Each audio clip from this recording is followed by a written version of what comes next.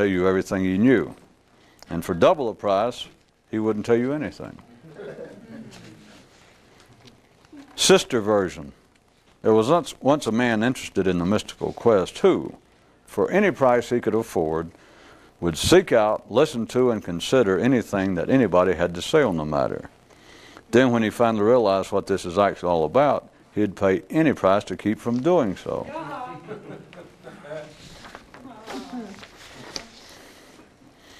Knowing a little bit won't help. The mind can get parts of it, but never the whole. One guy cried out, "Turn me loose, turn me loose." And someone asked, "Are you going to fight him?" "No," he replied, "fighting him will do no good. Just turn me loose." The mystic of Queensborough remarked, "It certainly was easier being an adolescent seeker back when you still believed there was somewhere to go and something to overcome." And the mere mention of this drove one man near wild.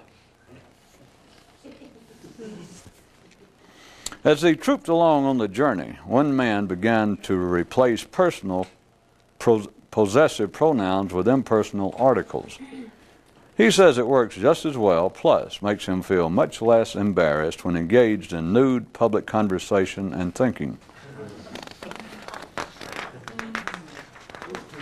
The routine reporting of news consists mainly in telling people that things are getting worse when they didn't think it was possible. A man said to himself, "If my brain is the anchor desk and my mind the newscaster, who then is my viewing audience besides myself?" This line of inquiry so upset the man that he canceled his sponsorship of all immediate programming. Yeah, right. Don't he wish?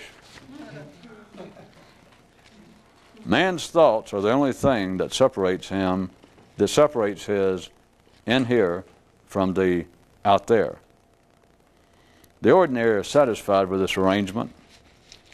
Mystics aren't. As soon as Adam could say, "I," God patted him on the head and said, "Good boy, now go out and play." Part of the fun in being verbal is in verbally investigating life. Note, this is not the same as investigating life, which is another matter altogether. Used to was said that there are those who think and those who act, but now it would be better to say that there are those who think more and those who think less. Those with greater conscious potential should not insult the dead by acting like them.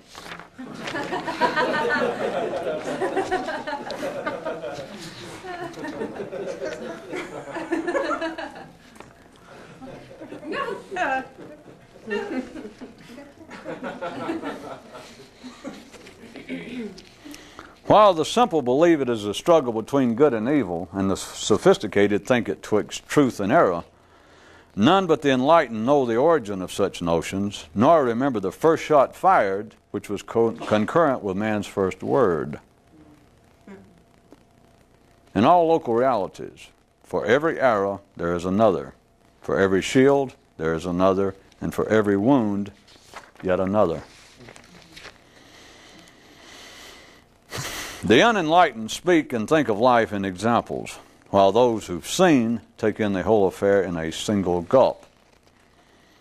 Ordinary minds say, "I'm going out somewhere in my Chevrolet," while the awakened hold their arms out like wings and make lip noises like jet engines.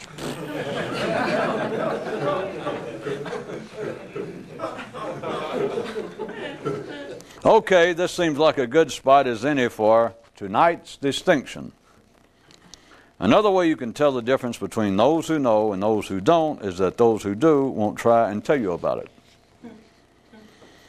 Okay, I guess this is, again, as good a time as any to remind you that, yeah, it doesn't make any sense, but so what? What else has a mystic in training to do until the big leagues call him up? Amidst the regal tutoring, the king told the prince, And anytime you're momentarily at a loss as to what to say to the people, just make some hand gestures and throw in a bunch of you-knows. And the regent objected. But everybody does that. And the monarch replied, well, so? Oh, I see what you mean. But don't worry about that. They're not aware of it. Were a moral to be attached to this, we could have it say that such is the difference between royal thinking and the common kind. Or else that this shows how little distinction there actually is. Or just let it go and allow, the story to speak for itself.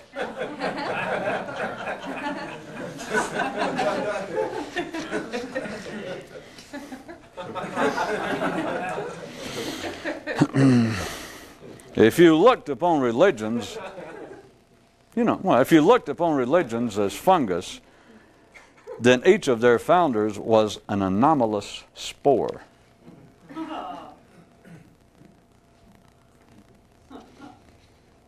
Everything comes from somewhere, except that of uncommon value, and that kind of stuff comes from nowhere. Thank God.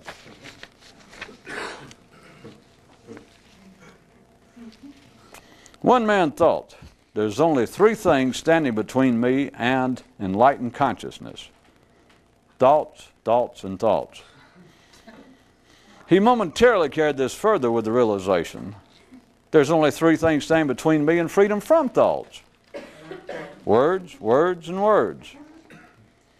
I suspect that he went even further than that since he dropped completely off the radar screen. Once men gain mentation and are thus truly men, they become literary creatures and are at first scribes, then reporters, then poets, and then philosophers. And the few who progress beyond this point next take up the total abandonment of rewrite. By the way, it's not really that, but what it is indescribable, so I thought I'd just call it that. The brain is a tunnel, the mind a train. The brain a tunnel, consciousness a tunnel sweeper. After hearing people complain of having storks in their chimneys, one man snorted his dismissal and said, you should see what I've got in my head. There are simple-minded ordinary people, and there are the awakened of simple minds. But they are dissimilar in that one of them got that way on purpose.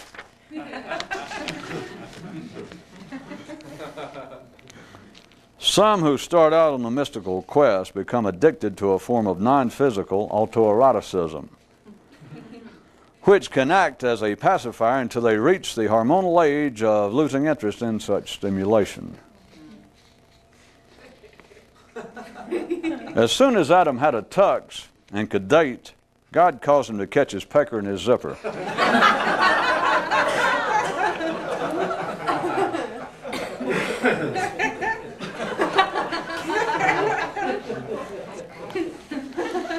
Legend has it that on another world there was once a group of creatures who believed that within the few seconds immediately surrounding death, that everything is suddenly made clear to everyone. Except in their case, they believed that within the few seconds immediately after death. In which case you're out cold and it doesn't do you any good anyway.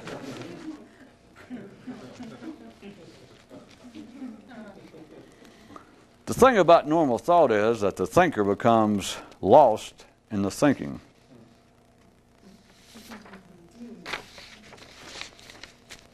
The religious want freedom from the forces of evil. Philosophers want freedom from irrational thought. Scientists want freedom from clinical error. And psychologists want freedom from unresolved subconscious traumas. The more alert, however, seek first to see the cause and purpose of men having such urges, and, of course, at a later stage, pursuing their own liberation therefrom. The silent slogan of one unnamed band of mystics was, "Hey, if it's normal, then let me out of here." The simple flee goblins. The alert flee the simple. Well, at least avoid them. Men's minds staying endlessly entangled in meaningless thought is what gave them the idea for drugs. Get it? You know what I'm talking about? If not, it shows that you still have all the evidence you need right before you to do so. Isn't that great? Isn't that really neat? You don't think so? In that case, what do you know anyway, right? Right. The constructive criticism of man is the attempt to operate a water purification plant from a position within a cesspool. P.U. gasped a man. It sure stinks in here. And a voice replied, then why don't you get out of here? Which shocked him into suddenly realizing that the most expedient move would be to overcome the notion that there is an end here. Today's parable of nature. Everyone is born sick and immediately commence to get sicker. Only mystics interfere with this process. While the ordinary sometimes say that they feel the weight of the world upon them, the more alert, rather, feel the tension of the net within them. As he would ride, there was this one warrior who would sometimes sing, "Oh, you can't get away, no, you can't get away, and only those ensnared think you can get away." And at those odd moments, his horse would sometimes glance at the sunset, whose warmth can make mute flesh want to speak, but in a world where silence still says it all. Oh, you can't get away, no, you can't get away, and the more you talk about it, the more you can't get away. And yet, such dreams of freedom were what carried the grenadier and his steed through many a cold night and windswept passage. One man lived inside his own head for so long that he became accustomed to it. Poor man. Incompetence commonly drips with sincerity.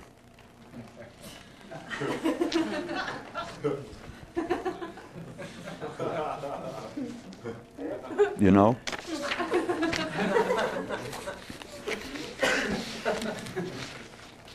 Picking up from last time,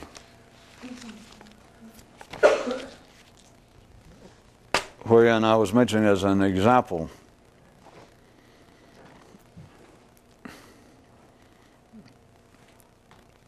of how life continuously rearranges itself while ordinary minds see it as being unacceptable folly, man's general inability to resolve the problems of life. And as an example, I was using the easy shot that can be taken at man's judicial processes all over the world, all over time, that he can never plug up enough holes, he can never come to the point of establishing, if not justice, just peace, just safety, that no matter what laws he passes, somebody comes along and finds a way out, and he passes more, and he passes more, and it's easy to take a critical view of religion and jurisprudence, or a combination, and say, well, man has missed the boat again.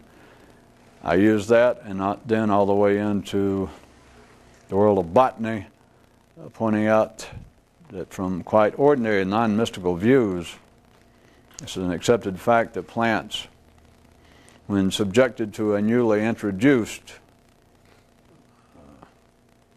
leaf eater, can develop over a time its own enzymes to repel it.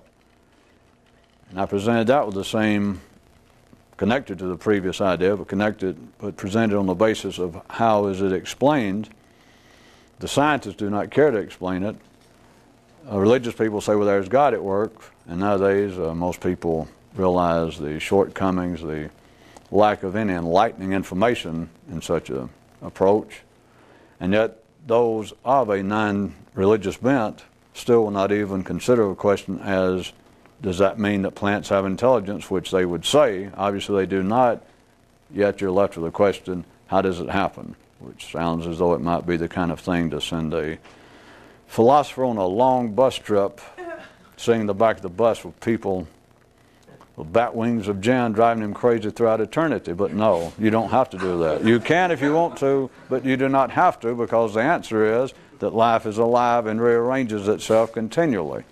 It has to pull up its shorts, it has to do this, it does the same things you do, you know, except say that. But it does go. By the way, that was a cheap imitation of life. I did not mean that I was literally doing an impersonation of life. I want you to understand that. You know.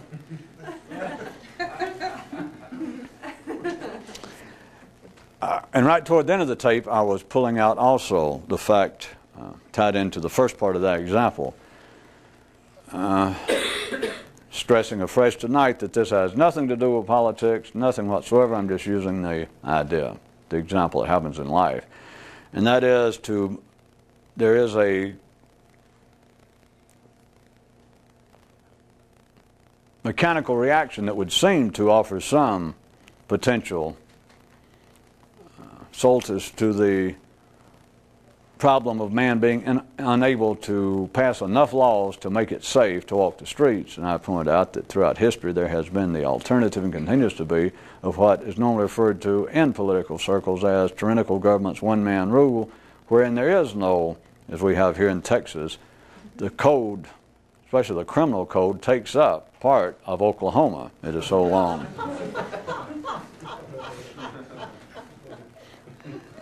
And it's all the same thing. The Ten Commandments rehashed, or as I said, it's actually one commandment, except Moses had enough sense to realize that he was going to have his hands full setting 10, much less you come down with one.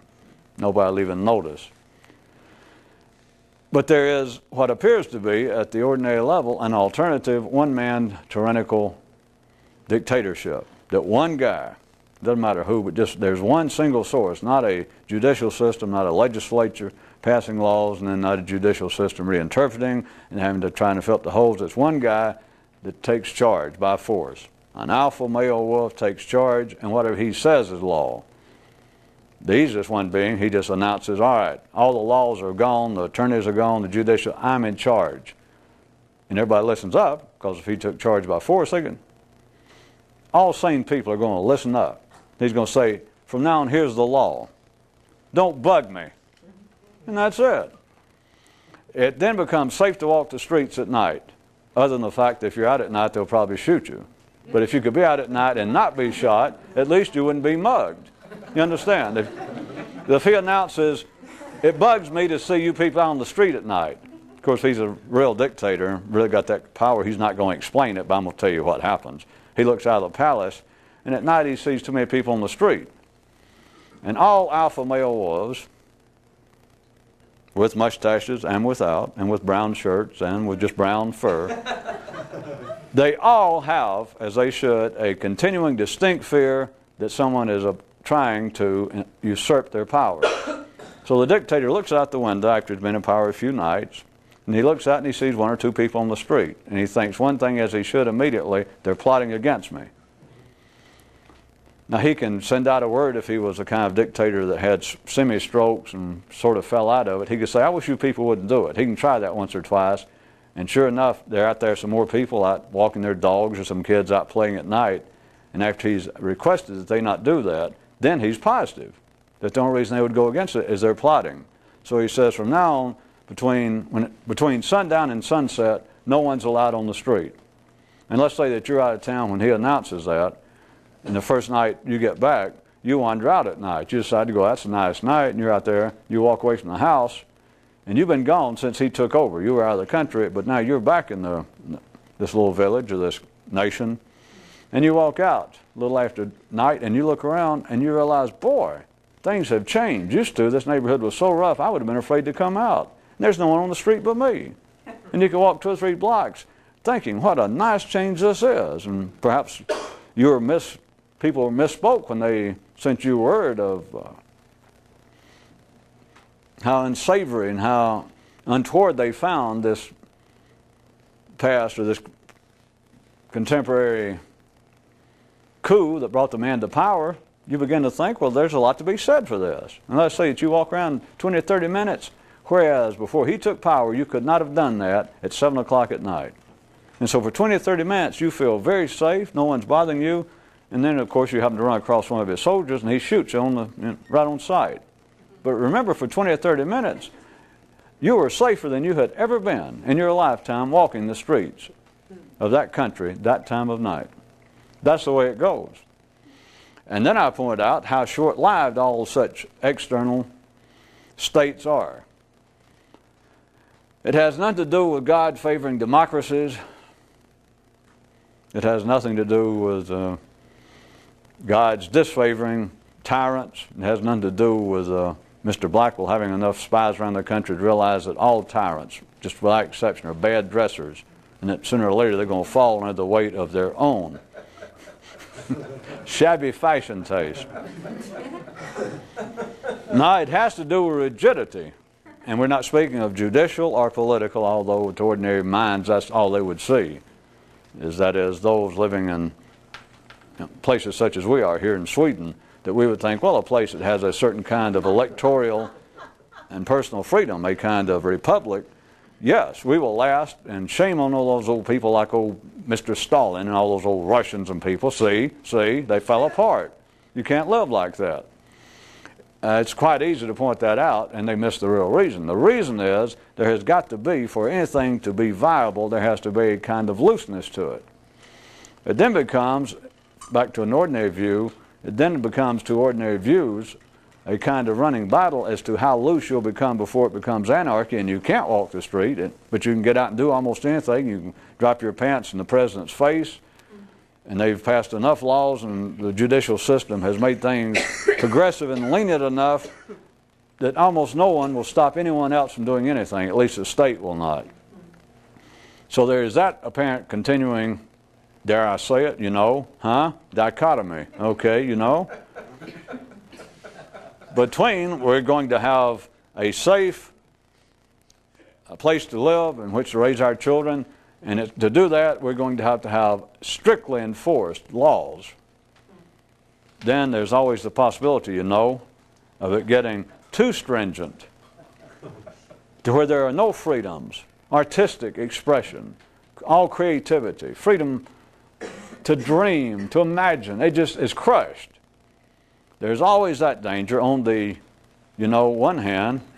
But then, on the other hand is you kind of loosen things up, but then it can get out of hand. And every apparent democracy throughout history goes through a stage. Sometimes it's a long stage. I don't mean that it's going on right now. I mean, here we are in France, 1968, 72. And you know that right now there are voices crying out, if not in the wilderness, at least somewhere near Saint-Tropez, saying that we have too many freedoms, and civilization, well, of course, French civilization, which goes without saying, is coming apart. Is coming apart. So you have, this dichotomy that's either getting too free and it's getting out of hand, which sometimes it does seem to, looking at it historically from ordinary views, and it seems to fall apart. Nowadays in the West, as I'm sure all of you remember from high school, one of the prevailing historical views is that was the downfall of the Roman Empire. They just got too loose. They got too smart for their own good. They got so many freedoms, just everything fell apart on that hand. And then on this other hand, like coming around from the steppes of Asia, was our friend and his, Attila the Hun, and the hordes. Guys that didn't, they looked at all this freedom, that said, and they didn't have a word for it. Because Attila, they ran by one code: don't bug Attila. There was no freedom. And so it's an old story that then apparently these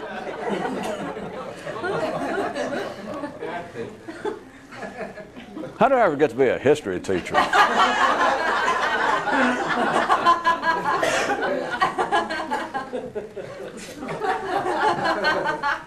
you know. But then it seems as though when things get too, speaking again from using political jargon and descriptions, when things get too liberal, the left wing, then a place, if it gets too far, will crumble, such as the Roman Empire. And then on the other hand, you'll have a kind of right wing, kind of conservative force, as represented in my case by Attila the Hun and his merry band of conservatives. They came in and took over.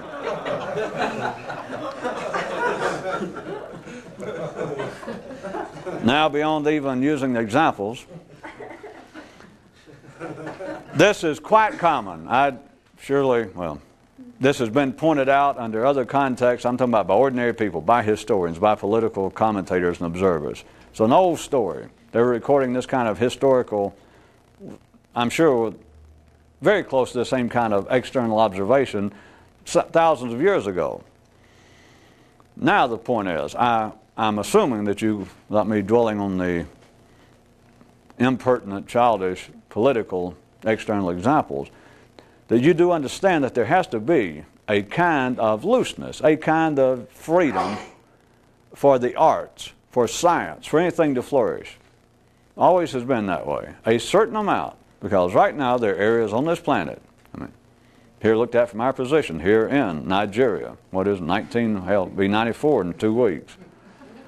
Here it is, and just within spitting distance of where we are now, there are one-man governments in control, and you go there, there's almost no music, no art. The arts always end up paying lip service, if he allows them to go on, to Attila, to support the state. It is not a place for, at the ordinary level, for a creative spirit to be.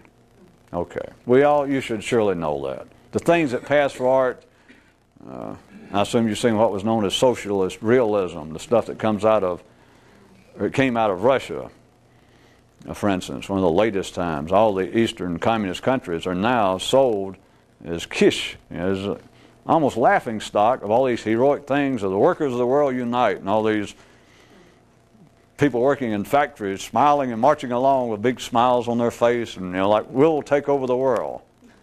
You look at that, anybody with any artistic spark at all, and you think, and assuming all artists starve, so I assume that any artist hearing me, just an ordinary would-be artist, painter, anybody, at one time had to get a job like in a factory.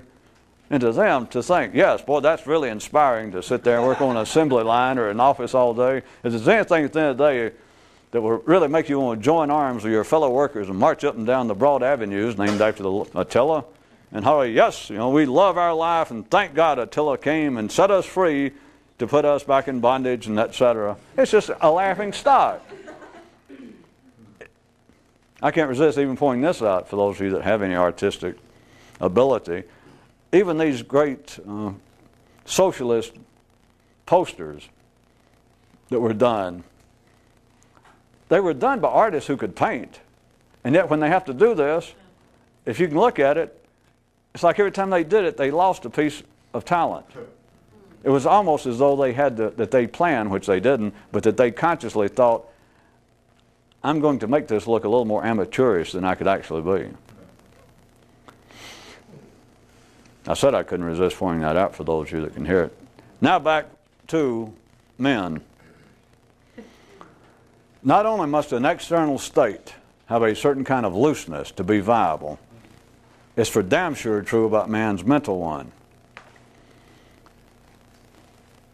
Then consider what is normally involved with those of strong opinion, especially those anything approaching dedication. Now, at the ordinary level, the same way as with politics, it's really immaterial to what we're talking about, except you're surrounded by it. And might I point out that your surroundings are not only surrounding you, your surroundings have engaged in what we in the legal profession or trade call burglary. While you weren't looking, while you were probably asleep, which is the best time for burglary, all of your surroundings, or some of them, broke in and slipped into you. But as opposed to most rational burglars, they didn't even leave. It's like they got in there and they didn't find anything worthwhile, but plus they realized, well, he didn't even notice. So not only are you surrounded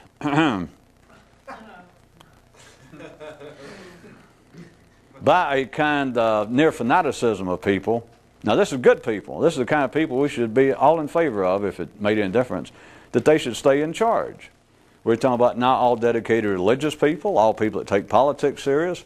And I don't mean just fanatics. I don't mean just dangerous people.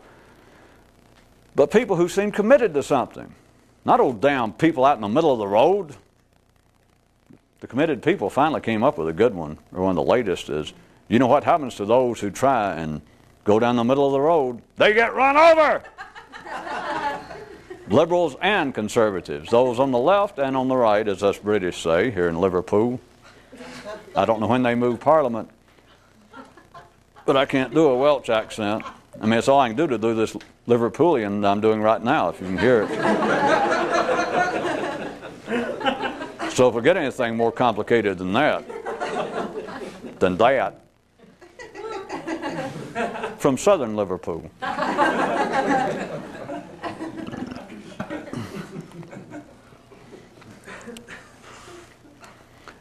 Let me make it quick.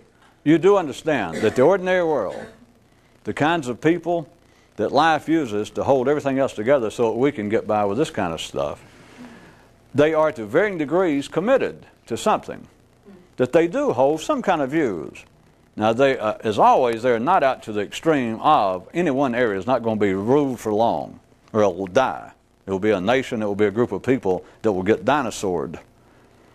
That they will finally come apart if the commitment, the fanaticism, the dedication to some idea, philosophy is too strong, like on the right, you know, it will fall apart, it will die. Or on the left, you know, it'll fall apart and die. But by and large, you do know, without it being on that extreme of fanaticism, as it's generally called, that ordinary people are committed to a little something. Your parents, your friends, the person you work for, the kind of people who run for the local school board, and they may periodically object to some book, some famous piece of assumed modern classical fiction. They consider it's now an important work of fiction, and somebody will pop up and object that it has damn in it. Well, our children shouldn't be subjected to that, and you can start, I won't say you, but someone of a other certain kind of wiring system can begin to whine, well, hasn't the world progressed any further than that? What difference does that make? If they say it makes a difference, it makes a difference. If we're talking about the middle of life's nervous system, that is, we're not speaking of some area that is an extreme on the right or the left. But within that are people within a kind of reasonable, non-injurious, to a non-injurious degree, are committed to something. They have certain beliefs, certain structures, certain opinions.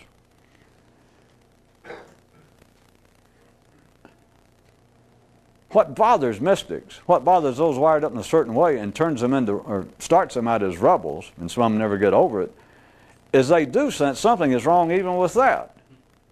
Now, again, we're talking about sort of the middle of the road, that a good would-be Buddha or Muhammad or Moses or Abraham, very early on, he didn't just go out in the street and throw Molotov cocktails at the local university. He didn't just make fun of the local rabbis or whatever the belief system was.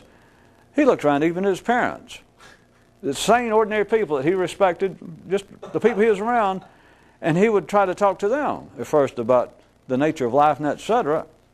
And not only did they not know what he was talking about, or not only were they not able to answer, since people will insist on answering in one way or the other, what the answer was out of rote, mechanical, them telling what they heard in temple or church or what they read in a book. And any would-be decent adolescent mystic in the training, a minor league mystic, even from his own mother and father, he recognizes, well, I'll put it nicely, bullshit when he hears it. I mean, and now I'm going to make up a scene, and you know that has no prejudicial, no critical comment about anybody in a situation I make up. But it's like a would-be mystic, an Abraham or a Confucius goes to his father and tries to ask him about the nature of life. What's going on here? And his father, let's assume they have a decent relationship, and his father cannot answer it. There are very few people in the world that are even interested in such as this. But trust me, his father would be a little more attuned to it than the average father, or else he wouldn't be a Socrates or a Moses or a Jesus. It's just the way it is. But so he would hear a little bit, he would entertain a little more than your average bricklaying, beer swilling, you know what.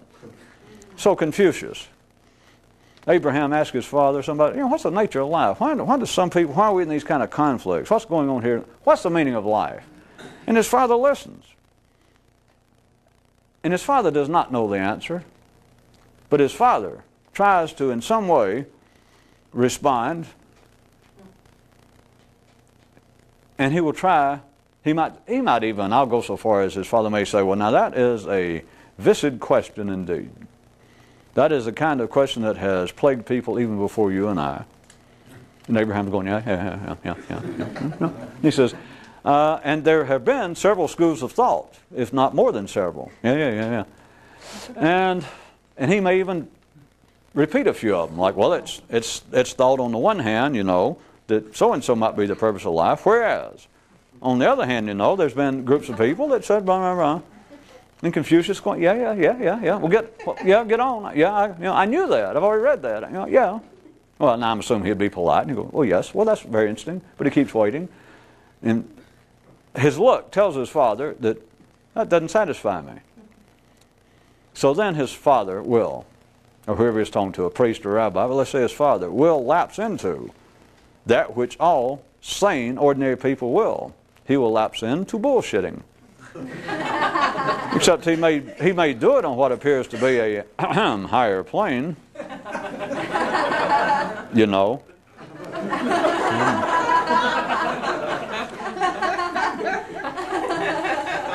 But even while they're yet in the minor leagues,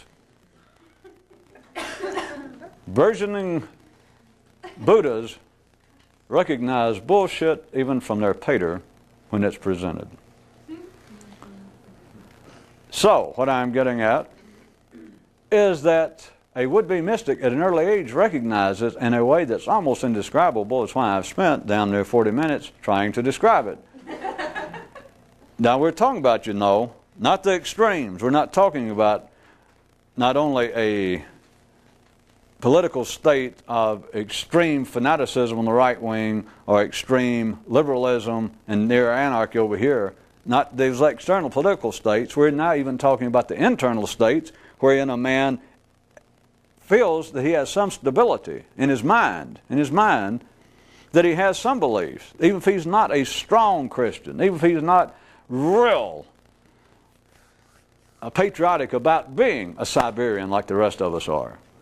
He still has something to compare it with, like, well, he hears a Siberian national anthem, so all his neighbors all get up and want to wave some whale meat in the air or whatever they do. Don't write me from Siberia. Write the French. You guys exchange complaints. So here it is. It's Buddha's father, assuming he'd lived in Siberia. He hears the national anthem. All his neighbors get up and they want to march or they want to hurl their toupees in the air or whatever they do. And he does not feel that strongly about it. He is not unpatriotic. He has got no complaint about anything. He simply is not wired up to respond that one feeling does not seem to give him a sense of personal stability. You understand? I covered politics. I covered religion. Anything else you want. The cultural norms of his time. But still in his mind, even though he may be aspiring to something better and he may have the potential to be something more, in his mind there is a certain kind of stability just in the fact that everyone else when the Siberian national anthem is played, everybody grabs their toupees and throws it off and they wave whale meat in the air and they all want to march. And he may go along with it because he's certain if he knows anything, he's not going to do anything to stand out. But yet if he does it, and even though he gets no personal satisfaction from it, he gets no sense of safety, gets no sense of direction, much less he is not informed by it. He sees that his neighbors, they smile, and he's probably played Socrates with them years ago for a few minutes. that they all smile and their face seems to light up every time they hear the great strains of the Siberian national anthem. Of course, even those of us who don't live there, that song is such that it damn near will make you cry. According to how your musical taste run. But he has talked to them, and he asked them, does it really, I know some of you just jump right out of your seat as soon as you hear the first few notes of our national anthem. They'll go, well, yes. But anyway, forget the talking to him, he finally realizes, he looks, and he realizes that my neighbors, my family, my brother, seems to get a great deal out of the sense of nationalism, the sense of tribe here, the sense of locale.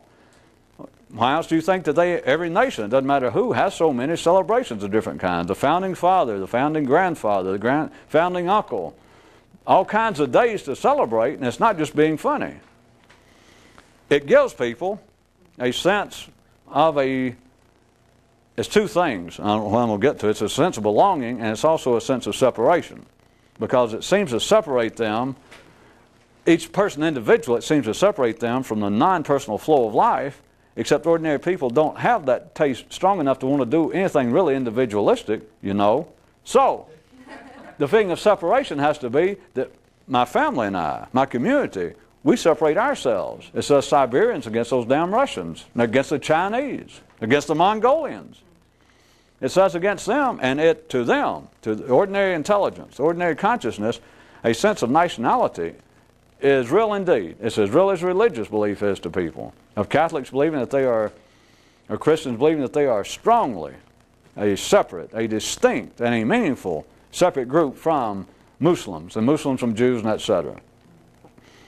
A man who understands anything, he does not question, he has no argument, but when everybody gets up and they're all on a march every day, or whenever they hear the national anthem, or whenever it's a call to come to prayer, come to church, come to the temple, and everybody else goes, or their face lights up, or they look very struck, and they go there and they go through a certain ritual and take off their shoes and wash their face, and their whole countenance change. It becomes a different scene there at the door of the church.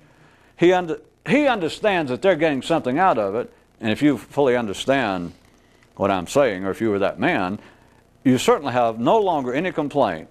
As I say, I keep telling you guys that indeed when you realize it, not only do you have no complaint, you're in favor of it, as if it mattered, but you certainly have no complaint. But you are not participating. It does nothing for you, even if you physically participate. But when I say that you're not participating, even this man, we're not talking about a man we're talking about a would-be Buddha, or Buddha's father, a man who is not truly enlightened.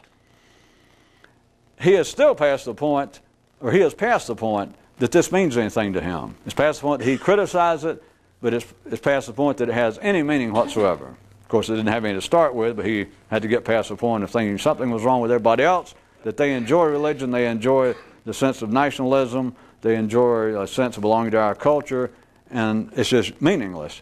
When he sees what it is, he knows it's not meaningless, then he realizes it's just meaningless to yours truly. But then, he is still using it. He is using it on the basis, even before he reaches the big leagues, even before he becomes awakened to another state of consciousness, he uses it in the fact that he has something about which not to rail. He is still a Siberian. He is still a Siberian Jew, a Siberian Buddhist, a Mongolian Christian, whatever he is. And he's still the Smith family. There's a lot of Smiths in Mongolia. Don't ever try to find one. If you go there with them. And he still has something that he feels that he is separate from. He does not say anything about it, but in his mind, he is still bouncing off of that kind of dichotomy.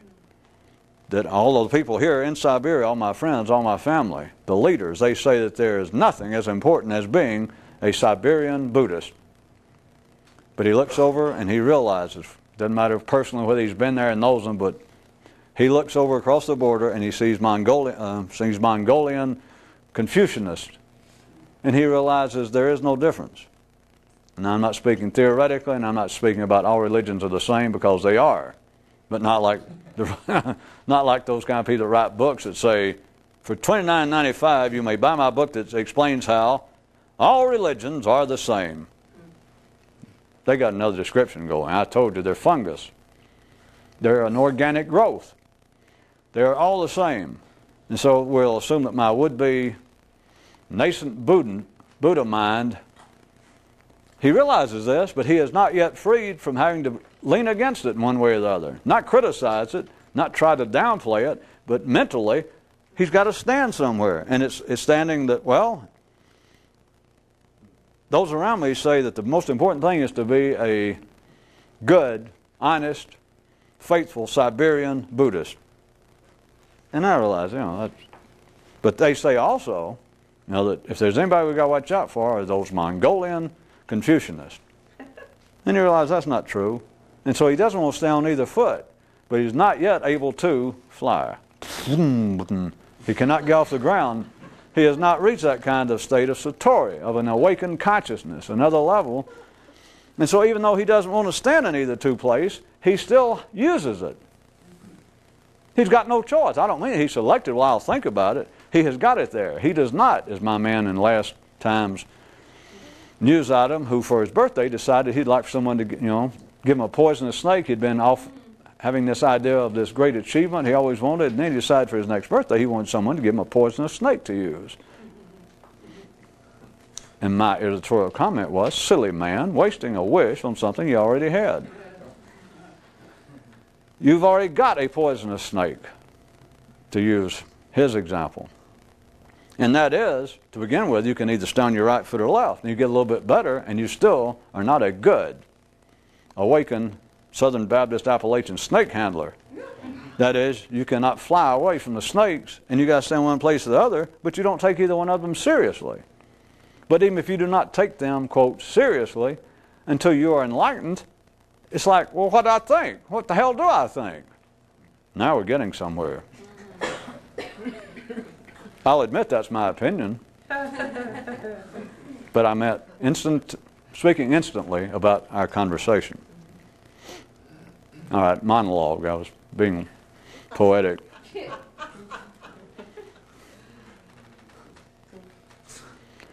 There are those that say this kind of mystical work, this great secret work that people like to talk about, to use their terms, they're not my terms. There are those that say that after man was established here, that in some way it was imported, that it came from outside forces, like from other planets, from other universes. Either physically was brought here or was done so in some sort of telepathic, mental manner. And there are those that say that when man was born, he was born into this, that it was born coevally with him, and that most people forgot it, or most people, it got lost.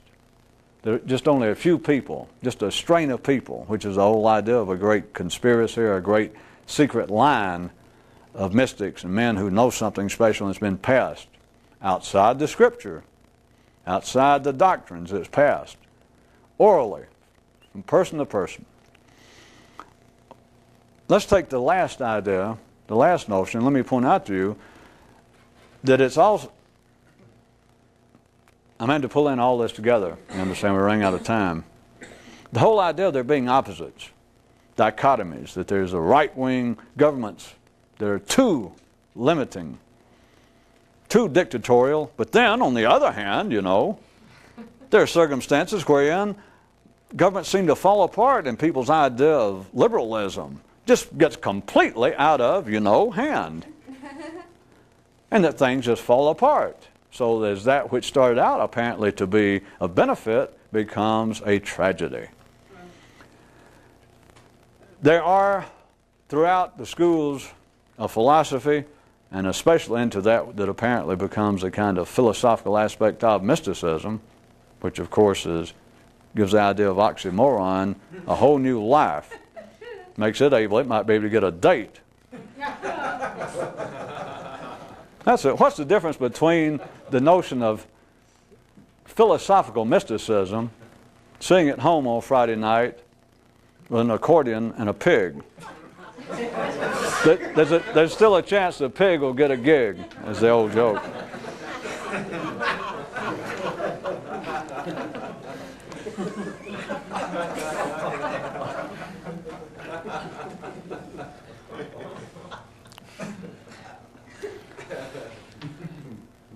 There is a common, and I even use examples that would, and say things that would apparently be in line with it, that is a continuing, always has been, what appears to be an attack. And in the public realm, it is an attack on the idea of dichotomies. The whole idea, even philosophers, non-mystics can fairly easily attack the religious notions and notions of morality as being completely outdated and parochial. That the idea of good and evil, some absolute, is, ridiculous. Philosophers have always said that. Scientists can laugh at philosophers because philosophers think, well, we're above the idea of good and evil. Our only problem is now we have to fight the battle of irrational versus rational philosophies and thought. And then scientists believe, they look down their nose like, oh, come on. That's not much of an improvement. You ought to get up here with us big boys. We're dealing with clinical, objective problems between truth and error. Then, in the arena that would appear to be a kind of philosophical mysticism, is a continuing, up to this date, attack on the complete whole idea of dichotomies. That something is terribly wrong with the human mind, and you can take ideas. When I say philosophical mysticism, I did not mean that limited to what may have sounded to you as being a somewhat facetious poke at it to start with, because anything written about mysticism becomes a form of philosophical mysticism. And my little apparent poke at it was what it always is, that awakening is not something you think about. It's something you do. It's easy to say, but it's still a fact. And so anything that you say about it, even if you know what you're saying, it becomes a kind of philosophical mysticism, which is none. Was my joke about a philosophical mystic who plays accordion sitting on Friday night by the phone, waiting for a gig. There is no gig. He will never be called, and sad that I'm not going to be the one to tell him it's not because of his selected musical instrument, if you catch the allegory.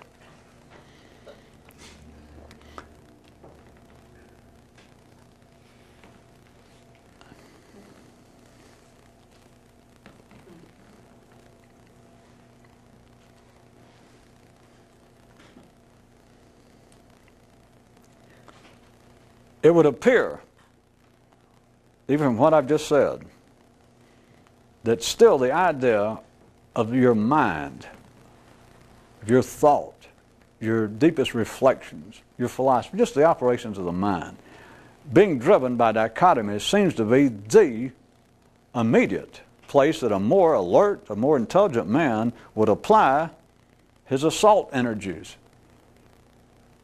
The whole idea, the whole area, the whole aspect of human mentation in which this operates. To wit, such a man would no longer, if he was brought up as a Christian, he would no longer be concerned about Muslims. If he was brought up French, he would no longer be wary of or mad at Germans. He would look at the whole area and realize this is to me. And that is to anyone who understands anything. This whole idea, this whole area of political philosophies being in meaningful conflict is impertinent. It is meaningless. You understand? And then he may move on to the idea that if he, from political philosophies to economic models, but then the day will come, if he presses on, that he will finally, either he'll read it, probably, and it will just suddenly ignite him. That, wait a minute, it's not just the examples of men ordinarily favoring one religion over another, or one political philosophy. No. That's not it. I see it now. The problem is the human mind operating on that basis to begin with. And it seems as though it's a major breakthrough. It does. Everybody will go through some form of it. It sounds good. And it sounds progressive. It sounds enlightened to many people. And it especially sounds to many people enlightened if they read it on paper.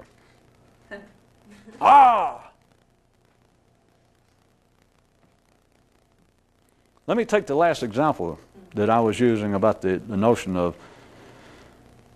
some great extraordinary, or some secret work, some secret effort. that goes on in the two main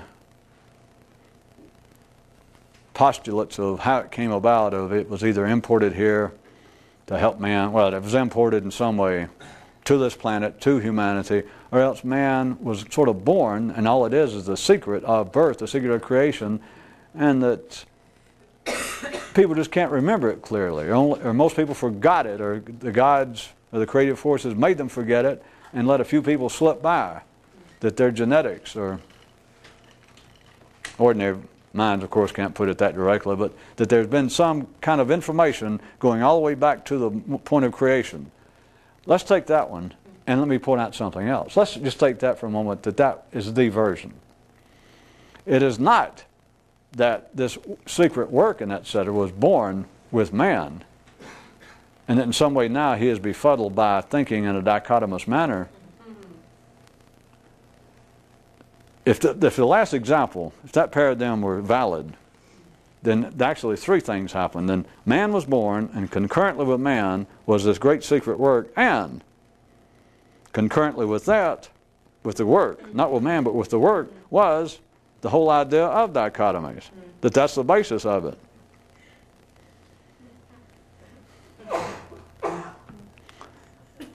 I have 30 seconds worth left of having to do theatrics and dramatics to try and make the point after this huge disappointment. The very thing that I was trying to get you to consider that could be looked at as being the hindrance to a man expanding his consciousness, that is, that the human mind wants to think over and over in dichotomies no matter what you do. It's like the old idea, well, what we should do is all quit fighting over everything. Boy, that's enlightened. All right, let's all get here's what we'll do. If I was in charge, I'd stop all fighting. And then your mind says, well, what if there's some group that wouldn't join in? And of course you got to say, well, we'd have to kill them. We'd have to attack them. It's not just silly. And ordinary minds can't go that far, but if I were to grab such a mind and say, listen to what you just said, they'd go, you're right. I went against my own self, my own understanding. It's dichotomies. It is I have a viper in my bosom, so to speak, up here. Except the viper in your bosom was born with the bosom. Dichotomies are a horrible thing, if you want to look at it that way. Since I'm running out of time, I'm going to have to pick up to make up for this next time. They are a horrible thing, except for the fact they're life-giving. You understand? It's like, you're a woman and you cannot live. I'll make an allegory here at the end because it'll maybe sound better than a snake, except for you, some of you women, it may not sound better than a snake. Let's assume that as a woman, you feel like, well, I must have a man to live. Just speaking allegorically. You feminists, right, the people who are French who now live in Siberia, and you get a three-way going thing of exchanging complaints, include me out. That it feels like, well, what I need is a man to live. That I just cannot live my life, will be no life unless I have a man. And then you get a man, as many of women, I'll speak for the opposite sex. Then they get a man, and it's very common for a woman, need I finish this? Well, here in the eastern part of Sicily we have, as all of you know, this old sayings that two women are sitting around talking, one of them says, and they're complaining about husbands, and one of them says, mine, I wouldn't take, we've been together, got all the kids, I would not take $1 million for that man. But if I had it all to do over, if it was starting all over, I wouldn't give you 2 cents for him. That is dichotomies. That is, there's something hindering me. There's a asp in my bosom, as opposed to a bosom in my, and there's an asp in my bosom, except this asp is life-giving. You could not live without it. I guess on a fairly open-ended note, we'll have to stop since the tape's out, and maybe next time I'll get to where this was supposed to have gotten to. Thank you very much.